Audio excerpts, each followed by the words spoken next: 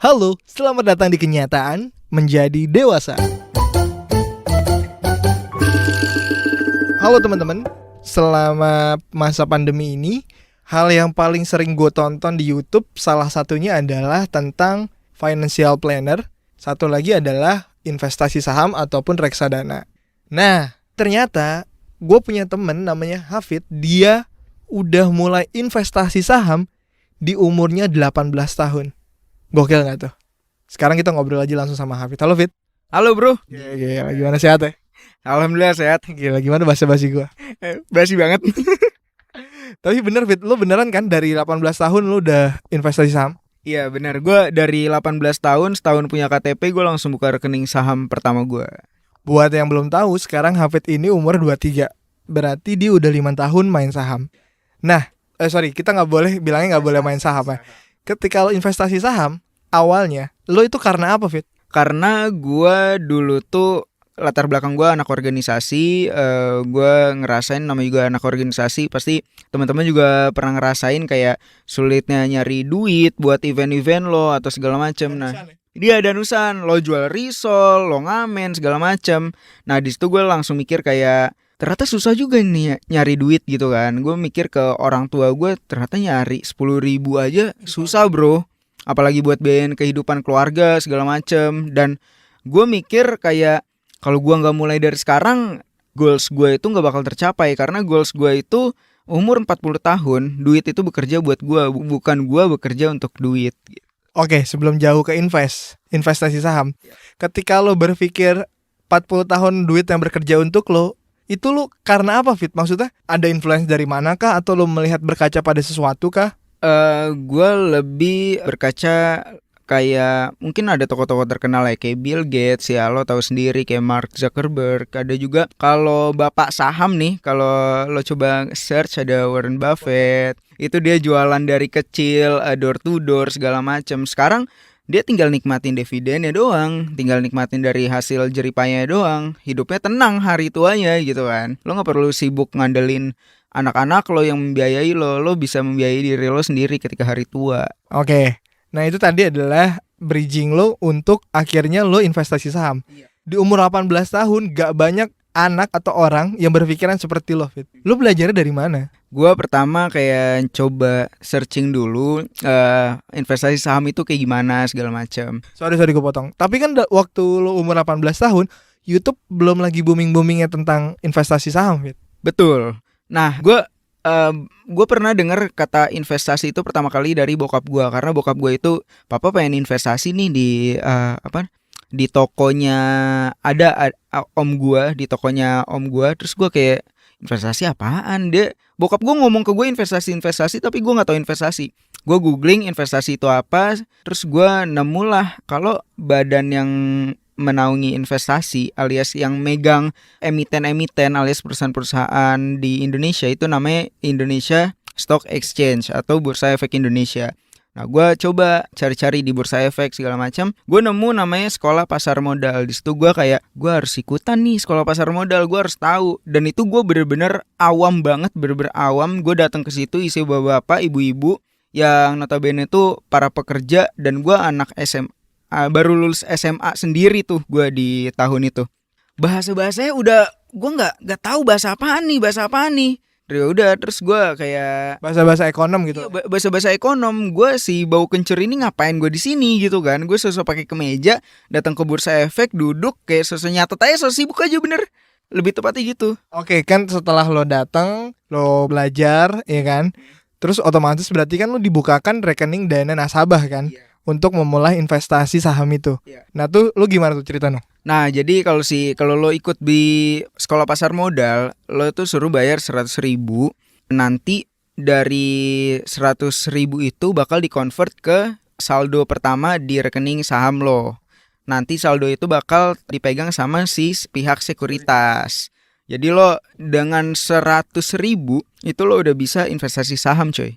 Oke, di tahun 2018 ternyata tuh udah ada ya namanya Sekolah Pasar Modal. Soalnya kalau nggak salah zaman dulu tuh minimal satu lot tuh 500.000 ya. Iya sekitar segitulah. Sekarang lo macem-macem harga saham dari emiten tuh ada yang puluhan rupiah per lembarnya. Tapi lo minimal beli untuk saham dari emiten itu satu lot tuh 100 lembar. Oke, berarti sekarang adalah tahun kelima lu investasi saham. Apa yang lo lakuin saat pertama kali 100.000 lo tuh masuk? Yang pertama kali gue lakuin gak ada. Gue bener-bener 100.000 gue beli saham. Gue inget banget saham pertama gue yang gue beli itu S Hardware. Kode sahamnya itu ACES. Tuh gue beli 75.000, abis itu gue tinggal. Karena gue yakin kalau gue lanjutin dengan ilmu gue yang kayak gini, yang belum cukup menurut gue bakal rugi. Terus gue berangkat dari situ, gue belajar lagi dari YouTube, nanya-nanya ke orang, atau gak dari blog-blog orang, blogger gitu segala macam. Gue mempelajari yang namanya profile risk. Itu lo harus kenali dulu level resiko lo sebelum lo investasi saham. Ada 3 ya? Iya ada 3.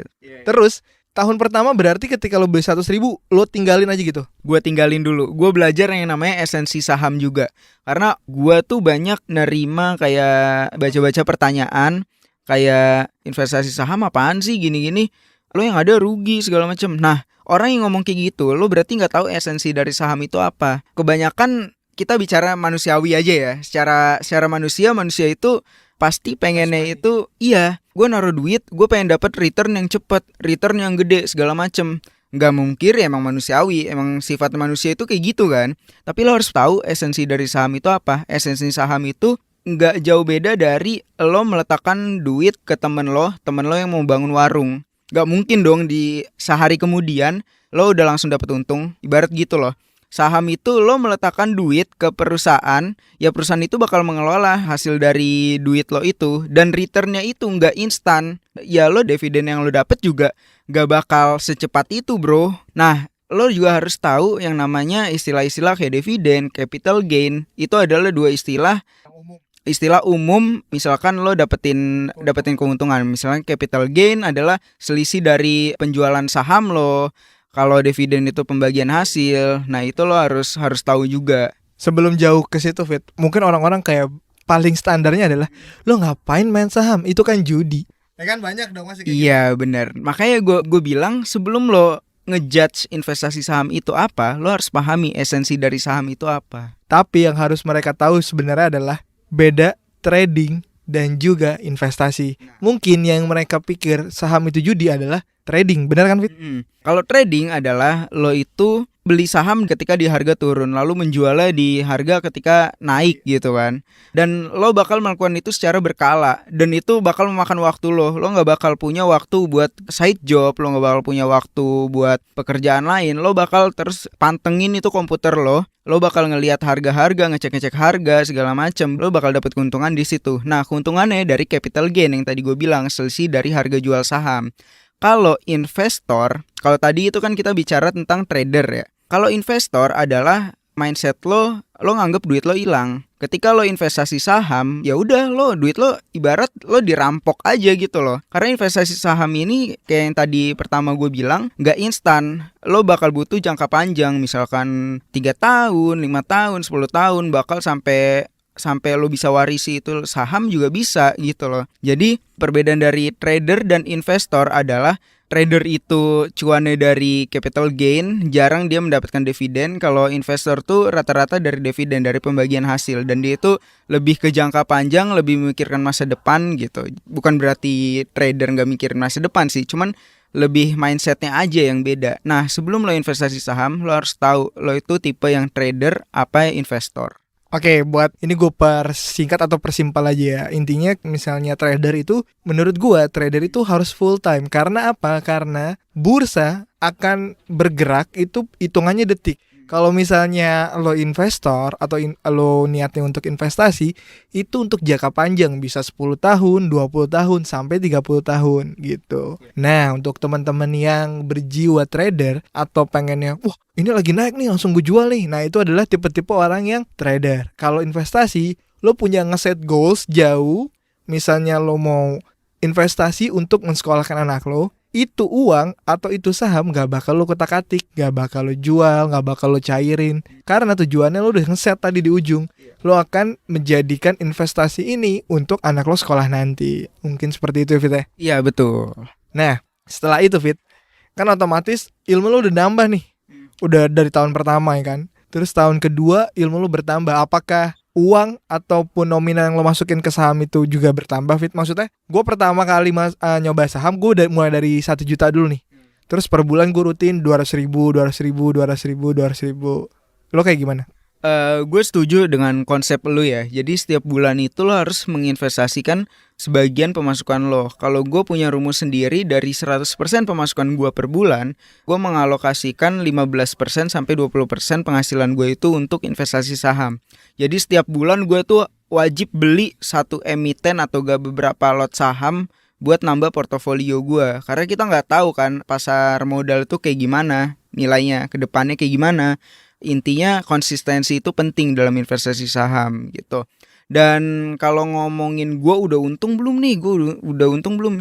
Jujur gue masih belum bisa nikmatin keuntungan gue secara full ya. Karena balik lagi gue juga masih pemula, di sini kita sama-sama belajar. Jadi gue bukan menggurui kalian.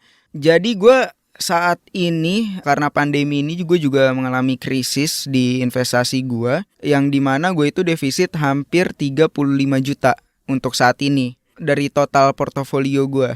Dan ya balik lagi, mindset gue investor, duit gue hilang. Jadi gue gak terlalu pusing banget 35 juta hilang. Karena sejak awal gue investasi saham, ya duit gue emang udah hilang. Jadi lo gak usah pusing, gue defisit nih, wah gila gue nyampe 10 juta segala macem. Gue 35 juta, ya udahlah mau gimana gitu kan. Dan lo harus percaya saham itu bakal naik. Buat lo yang investasi di saham blue chip ya. Kalau belum tahu blue chip itu apa, blue chip itu perusahaan-perusahaan yang dari segi fundamentalnya udah bagus, dari segi teknikalnya bagus, karyawannya bagus, penjualan bagus, labanya bagus. Jadi nggak diragukan lagi lah gitu. Kalau gue boleh rekomendasi saham blue chip, ada Unilever, kode sahamnya UNVR, ada juga BCA, BBCA, BRI juga bagus, ada juga Gudang Garam, bagus-bagus itu, banyak saham-saham blue chip. Dan gue merekomendasikan buat lo ikutin di indeks LQ45.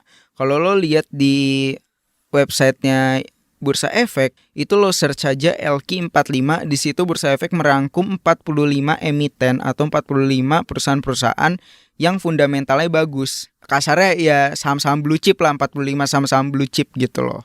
Nah mungkin Hafid terlalu cepat ya buat teman-teman yang baru belajar. Maksudnya Hafid duit hilang adalah kita tidak melihat duit itu secara real. Karena kan duitnya sudah masuk ke billing portofolio lo, ya kan. Jadi di situ misalnya duit lo 1 juta, ternyata 1 juta itu cukup untuk beli 2 lot saham PT BRI gitu misalnya kan. Ya duit lo akan masuk ke situ, masuk ke di aplikasi itu akan tertera tuh berapa lot. Nah terus maksudnya Hafid duit hilang adalah bisa saja perusahaan itu mengalami penurunan, ya kan, akan merah tuh. Biasanya kalau misalnya lo udah download aplikasi, kalau yang merah-merah itu tandanya lagi turun, ya kan. Nah, tapi jangan takut, karena yang namanya investasi itu kan jangka panjang. Trennya perusahaan ini akan selalu meningkat labanya setiap tahun. Itu yang dinamakan bounce back gitu. Jadi buat teman-teman jangan takut, sekali lagi duitnya hilang, enggak hilang, itu memang berkurang.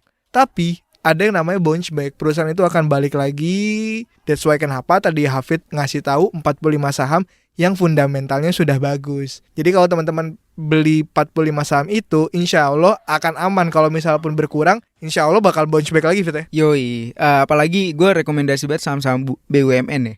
Itu bagus banget soalnya BUMN. Karena kan balik lagi dijamin negara dan juga itu sebagai tangan kanan negara untuk menggerakkan sektor perekonomian kan. Betul, makanya. Ini balik lagi teman-teman, gue tekankan Hafid ini memang bukan expert. Tapi kenapa gue pengen belajar dari dia? Karena ya 18 tahun bro, dia dari 18 tahun udah mulai investasi saham. Sedangkan gue baru mulai saham tuh di umur 25 awal. Gila emang Hafid nih gokil. Nah terus Fit, gue kemarin kan buka Q&A ini Fit ya. Lumayan banyak nih Fit, sumpah. Gue bacain dari Yunita Rahayu 225 nih Fit. Ini benerannya gue bikin sendiri ya, lo lihat ya. Investasi pakai platform apa, aplikasinya, caranya gimana? Oke, investasi, sebelum lo memulai investasi lo harus memilih namanya sekuritas. Nah, dalam saham itu sekuritas ini perpanjangan tangan lo ke bursa efek. Bursa efek itu kalau diibaratin gimana ya? Pengepul ataupun dia ininya ya, apa namanya, port atau pelabuhannya. Iya, dia pelabuhannya si bursa efek si sekuritas ini adalah kapal lo. Jadi lo harus ikut sekuritas dulu, lo daftar. Kalau lo udah punya sekuritas, lo baru bisa investasi saham. Bisa berlayar lah. Iya, baru bisa berlayar gitu. Kalau gua pakai iPod. Sorry, bukan iPod, iPod. Nah, terus rekening dan nasabahnya dia bisa dari Permata Bank dan juga BCA. Kalau lu? Kalau gue pakai BNI Sekuritas. Itu only BNI doang. Karena bank gue BNI gitu kan. Oke, terus berarti bukanya nggak online, offline? Bukanya online, gue 100% online. Gue daftar online, terus gue ngeprint formulir pendaftaran. Abis itu gue tinggal ngirim doang formulirnya. Oh, berarti pakai pos gitu? Pakai pos, abis itu nanti mereka bakal email gue password dan tata cara gimana penggunaan aplikasi si sekuritasnya itu. Kalau gue yang iPod semua base-nya online. Ada foto selfie sama KTP gitu-gitu kan kalau zaman sekarang.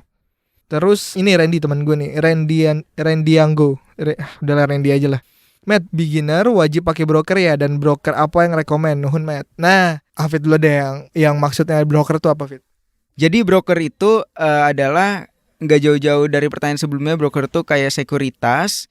Jadi kalau lo nanya rekomendasi broker itu apa, gue nggak bisa rekomendasiin. Mungkin lo bisa menilai sendiri. Kalau dari penilaian gue adalah biasanya si broker ini itu narik keuntungan dari penjualan atau pembelian saham lo gitu.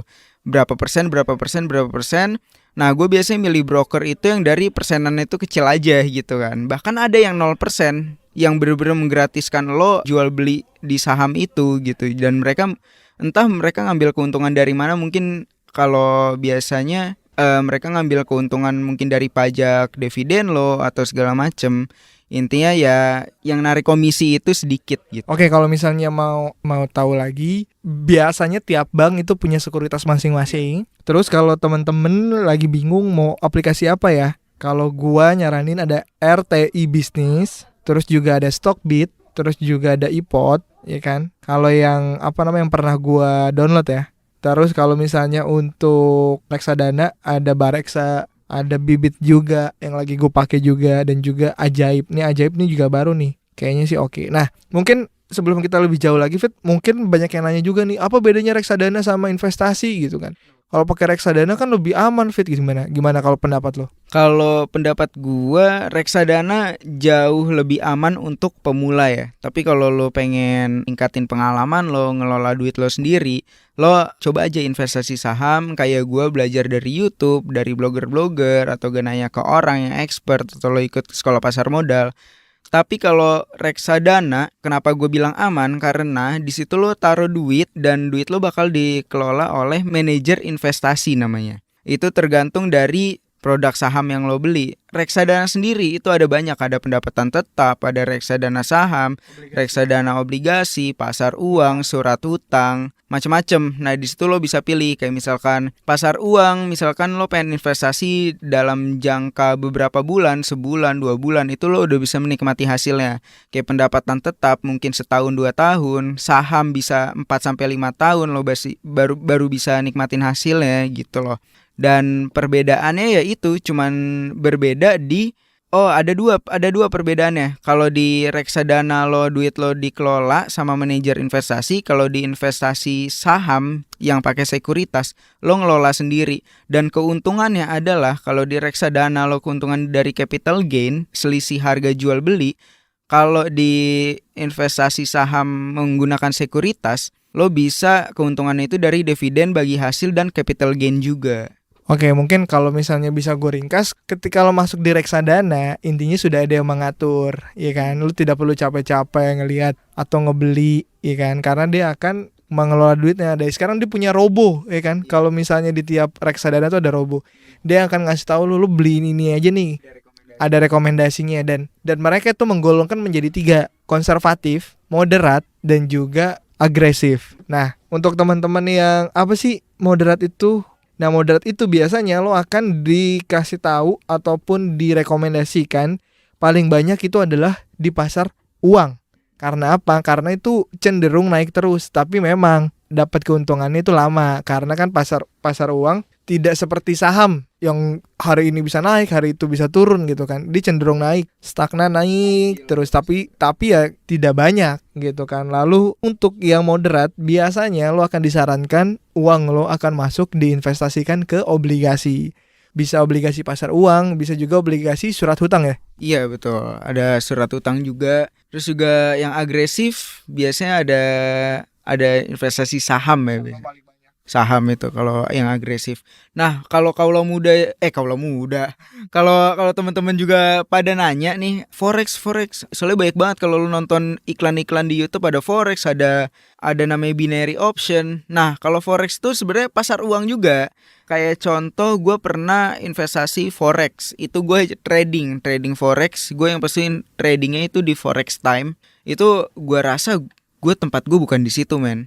Karena gue pernah rugi sampai $500 kalau nggak salah. Untungnya dapat dari mana tuh? Untungnya dari selisih juga. Dari selisih lu bener-bener trading. Berarti harus lihat pergerakannya terus ya? Harus lihat pergerakannya terus. Gue sampai lupa belajar, lupa kegiatan gue segala macam. Gue bener-bener ngabisin waktu gue depan laptop. Dan ketika itu gue cuman ke toilet doang. Dan saat itu grafiknya langsung minus. Wow. Itu bener-bener gue rugi $500. Terus gue kayak gue bukan di tempat gue, bukan di sini deh, bukan main forex deh, kayak gue harus main saham gitu loh. Karena balik lagi, itu yang tadi Hafid lakukan adalah trading. Ketika lo trading lo harus fokus, ya kan? Karena bursa kan dibuka dari jam 9 sampai jam 4 sore ya? 4 sore. Gitu teman-teman. Nah lanjut lagi ya. Tadi reksadana udah dibahas. Oh iya, gue belum nanya, lu pernah untung berapa, pernah rugi berapa dari investasi saham ini? Oke. Ini bener-bener gue bukannya pamer atau apa. Ini bener-bener kayak uang kaget, men. Kalau gue sebut uang kaget, gue baru 2 hari dari podcast ini di tag, gue baru dapat dividen Dari perusahaan? adalah gue nggak bisa sebut, itu sebesar 6 juta. Gue bener-bener bulan ini itu mungkin efek pandemi berasa banget buat gue. Cuman gue terbantu banget dengan dividen 6 juta, kurang lebih 6 juta itu ya buat gue makan, buat gue transport gue segala macem. Dan wow, 6 juta, men.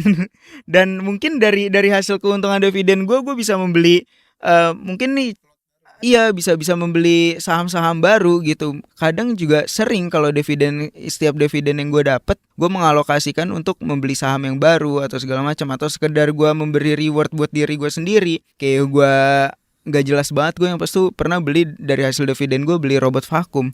Mungkin gue pernah cerita ke lo kan, robot vakum seharga 10 juta. Kayak gue saking malesnya nyapu, wah itu mungkin jangan ditiru kali ya. Terus gue juga bisa membeli laptop gue sendiri dari hasil investasi gue, dan gue bangga aja akan hal itu. Gue bisa memenuhi kebutuhan gue sendiri di umur gue yang 23 tahun. Gue bisa beli barang-barang gue bisa membiayai kuliah gue. Ya sekedar membantu orang tua untuk membiayai diri sendiri lah. Otomatis kan pengeluaran orang tua juga berkurang kan untuk kita. Dan memang bener kata Hafid, hasil dividen itu bisa dicairkan, Evan? Bisa dicairkan, atau gak lo alokasikan membeli saham lain juga boleh. Dan dividen tuh ada 2 loh sebenarnya teman-teman. Ada dividen berupa saham juga, ada dividen berupa uang. Oke, nah buat yang tadi dividen itu adalah bagi hasil dari keuntungan suatu perusahaan, biasanya itu akan terjadi di akhir tahun dan juga tengah tahun ya Vita? Macam-macam, biasanya ada emiten yang 1 tahun sekali, ada yang per semester, terus juga ada yang mungkin setahun 4 kali, macam-macam tergantung dari keuntungan emiten tersebut di tahun itu gitu loh. Biasanya penutupan buku itu per semester, per 6 bulan. Makanya bisa paling banyak kalau nggak 2 kali, 1 kali di akhir tahun gitu ya. Oh ini nih, Anindiasti. Hal pertama yang harus dilakukan kalau mau invest di saham selain punya duit? Belajar sih. Iya, belajar dulu. Kayak kasus gue pertama kali itu. Gue kayak abis dari sekolah pasar modal, gue beli saham pertama gue S Hardware, abis itu gue tinggalin. Karena gue sadar ilmu gue belum cukup. Nah lo kenapa belinya S Hardware? Kan ada Unilever, ada Telkom gitu. Nah itu buntut dari ketidaktahuan gue. Gue cuma tahu emiten S Hardware, kode ACES. Udah kelar gue beli. Sebodoh itu gue pada saat itu. Makanya gue kayak beli saham, udah beli aja dulu, coba-coba aja dulu. Gue coba beli dari duit 100.000 gue yang dari pasar modal itu gitu. Terus gue stop, gue belajar segala macam, gue pindah ke BNI Sekuritas, gue fokusin di situ. Total sampai sekarang portofolio lu punya berapa emiten atau perusahaan saham yang ada saham lo nya? Total untuk sekarang gue punya 11 emiten. Nah, penting juga nih buat teman-teman semua, namanya ya diversifikasi investasi, di mana lo jangan investasi di satu instrumen aja gitu. Lo bisa investasi saham, lo bisa investasi misalkan bisa ikut reksadana, emas segala macem. Nah, kalau kita ngomongin di saham ya, maksudnya itu Jenis-jenisnya kan ada consumer goods, terus ada tambang, ada perusahaan telekomunikasi. ya. Nah, di situ lo penting memecah duit lo di situ. Karena ketika pasar itu lagi jelek, lo tetap aman posisi lo gitu. Karena ada yang lain ya. Karena ada yang lain, lo masih ada backupan yang lain. Jadi ketika lo investasi, lo punya modal 10 juta, lo investasi semuanya di Unilever. Ketika lo, katakanlah ketika seluruh penduduk di muka bumi ini udah gak pakai deterjen lagi, gak pakai odol lagi, gak pakai sampo lagi, otomatis Unilever turun, saham lo habis gitu loh. Jadi penting makanya diversifikasi saham. Lo harus memecah, misalkan ada yang lo masukin ke emiten pertambangan, ada yang di telekomunikasi, ada yang di gas, ada yang di media, bank, bisa di consumer goods. Kalau yang gue belajar dari Raditya Dika dan temennya itu, untuk yang pemula maksimal saham yang lo punya itu 5. Gak usah banyak-banyak dulu, karena kan balik lagi, lo belum menjadi investor yang sesungguhnya gitu. Maksudnya dalam artian lo tidak memakan semua waktu lo tuh untuk investasi gitu. Kalau misalnya kayak Hafid yang 11, mungkin karena dia udah 5 tahun. Untuk teman-teman yang baru belajar nyoba, gue pun selama ini memaksimalkan hanya 5 aja gitu. Ada consumer goods, ada gas, ada tambang, ada telekomunikasi, dan juga satu lagi gue lupa, gue bank 2. Jadi buat teman-teman yang pengen beli, ya dipecah gitu kan. Kalau misal orang bilang banyakin pot-potnya, biar kalau misal satu potnya habis masih ada 4 pot, kayak subsidi silang gitu teman-teman. Ya itu dia tadi ngobrolan gue sama Hafid. Sekali lagi, Hafid ini bukan expert, tapi kenapa gue pengen belajar sama dia? Gue pengen belajar kok bisa ya anak yang mulai dari usia 18 tahun itu dia udah bisa mengerti tentang investasi, udah kepikiran jangka panjang, 40 tahun duit yang bekerja buat dia. Itu harus gue akuin lo hebat banget sih, Fit. Ya, kita di sini sama-sama belajar ya. Gue bukan menggurui, bukan apa, gue cuma sharing pengalaman doang nih sama Mamet gitu. Sama teman-teman juga nih. Thank you banget buat Q&A-nya, bikin gue bingung ya. Jawabnya masih newbie, Pak. Gak apa-apa, semua sama-sama belajar. Kalau misalnya gue boleh ada tambahan lagi, mungkin teman-teman yang pengen investasi, sebenarnya instrumen investasi itu banyak banget. Yang udah gue lakuin, bukan yang mau pamer, tapi pengen ngasih tahu aja nih buat teman-teman. Ada investasi di reksadana, gue ada. Investasi saham individu ada, investasi di emas ada, investasi di valuta asing atau falas itu ada, dan juga investasi dalam bentuk properti. Alhamdulillah baru gue laksanain, karena balik lagi harus perbanyak pot. Ketika pot 1 rugi, masih ada 4 pot untuk menutup kerugian itu. Oke teman-teman, lu mau tambahin, Fit? Rekomendasi dong. Oh iya, gue lupa. Kalau gue rekomendasi gue, lo follow Instagramnya Ngerti Saham. Lo baca tuh di highlightsnya 1-13, lo pahamin bener-bener, kalau perlu lo catet. Terus gue juga rekomendasiin lo untuk nonton YouTube-nya Raditya Dika yang bareng Bibit dan juga Ipot. Terus lo juga pas kemarin gue pandemi itu gue nonton YouTube-nya Soleh Solihun sama Mbak Ali Gwinahananto. Terus ada satu quotes menurut gue, atau satu obrolan sama Mbak Ali Gwina itu penting banget menurut gue.